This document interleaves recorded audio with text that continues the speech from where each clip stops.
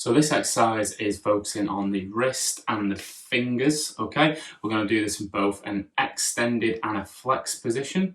And you're going to start in this quadruped position. So I'm going to make sure you can see my hands. You want to start hips over knees, shoulders over wrists. And we're going to start with the extended position of the wrist. So I want you to first get those elbow creases pointing forward and lean 10-20% sort of over your wrist, so you've got a little bit of tension going through the wrist joint right now. Okay, I want you to first just get everything activated, try and keep the elbow locked out and try and lift your hand up. You can see how my elbows are already trying to bend out and kink like that. And relax. Okay, and remember with this, to make it harder, lean further forward. To make it easier, lean a bit back, okay? So we're going to first start by pushing all the fingers, and again, you can see my elbow creases are no longer facing forward. Pushing all those fingers, spreading them, pushing them all into the ground, not gripping the ground, not like that, pushing through each one of your knuckles, okay?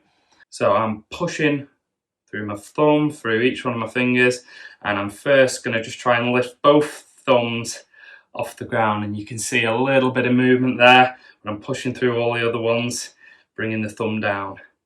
Now I'm going to try and lift that finger up, that index finger, and down. Now just the middle finger. That one's really struggling to move. I'm actually trying to move it, even though you can't see it coming off the floor. Elbows moving, so get them locked out again. Now the ring finger. And the ring finger down. Finally the pinky finger.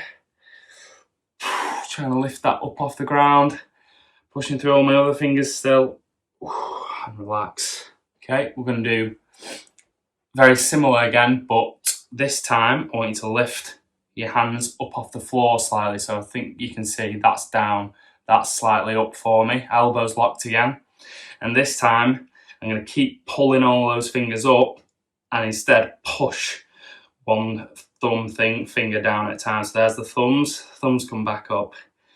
Index finger comes back up. Middle finger, keep the elbows locked.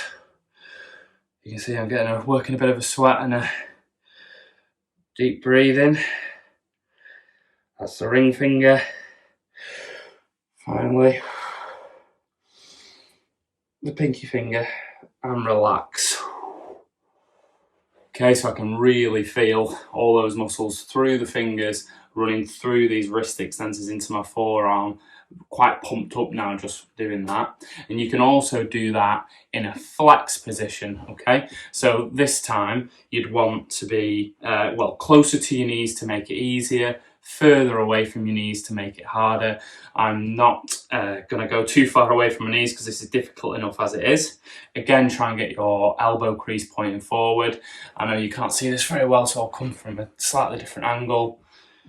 And you can start by pushing again through each finger, and I'm going to try and lift that index finger up and down, middle finger and down, ring finger and down, pinky, and I think I missed the thumb. So the thumb's coming up and back down. And again, this time, lifting everything up off the ground. I hope you can see that. And then I'm pushing my thumb down and back up. Everything's lifting up and pulling my fingers towards my forearms. My elbows are still locked, don't let them bend. And I'm pushing my index finger down and back up. Middle finger and back up. Ring finger, back up. Finally pinky finger. And relax. Now, that's going to take some practice. It's going to be quite sore for a little while. The more frequent you do it, the easier it's going to become, the stronger your wrists are going to get, and the fingers as well.